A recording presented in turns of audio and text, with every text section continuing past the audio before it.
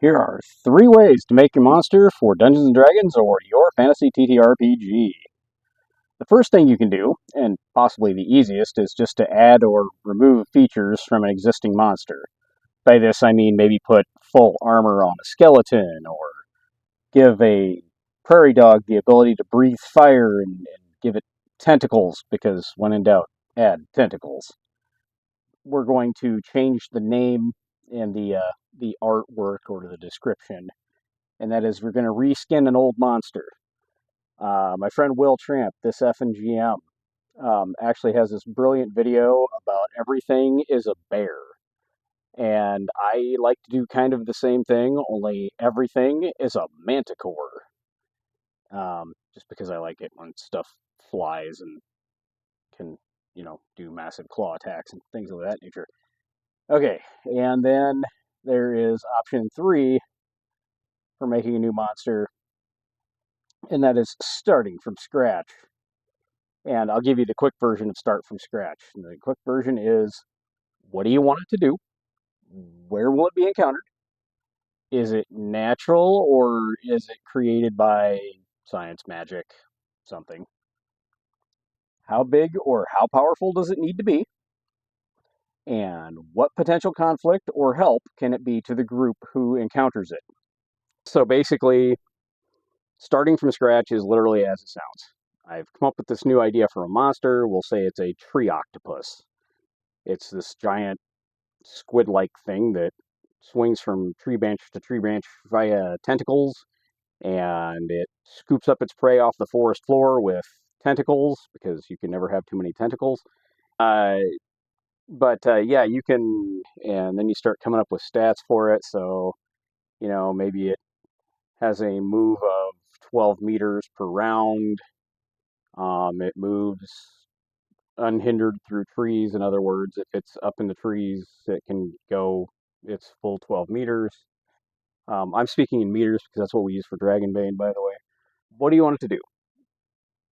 Okay, sticking with my tree octopus, I want it to live in the trees, and I want it to be something of a predator, and um, I want it to kind of blend in the dark, making it hard to see, making it scarier yet, because now, oh my gosh, something grabbed Smith. Where'd he go? Where'd he go? That kind of thing. Um, where will it be encountered? Obviously, it's going to be the swamp, the forest.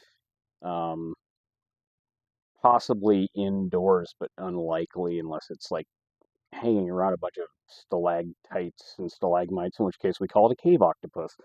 Um, Obviously, the thing doesn't need water to be underwater to breathe. Um, is it natural? um, Surprisingly enough, and if I can find it, I'll even put a picture up. Uh, there have been reports of this sort of thing happening in the real world, just not on a large scale where they're like pulling people up into the trees with them. Um, so yeah, I guess more or less we'll call it natural in the fantasy world that I'm building anyway.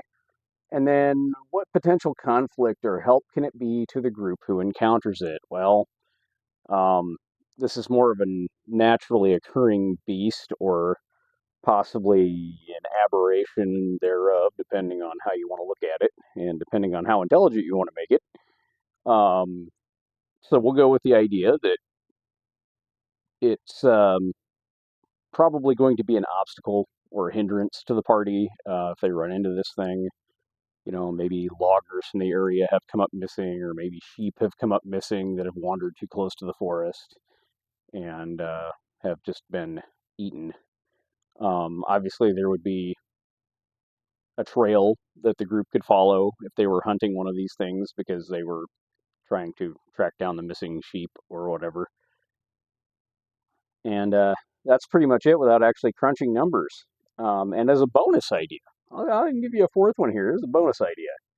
Mash 2 creatures together. That's how we got the owl bear. That's how we got the bawalopus. If you read my blog, jeffsgamebox.blog, that's how we got the bawalopus, because it's a mixture of a bear, a walrus, and a platypus. Um, that's how we get the peng dragon, which is a penguin dragon. Just kind of cute. Yeah, you just have to see it. Anyway, thanks for being here, and I'll see you in the next video.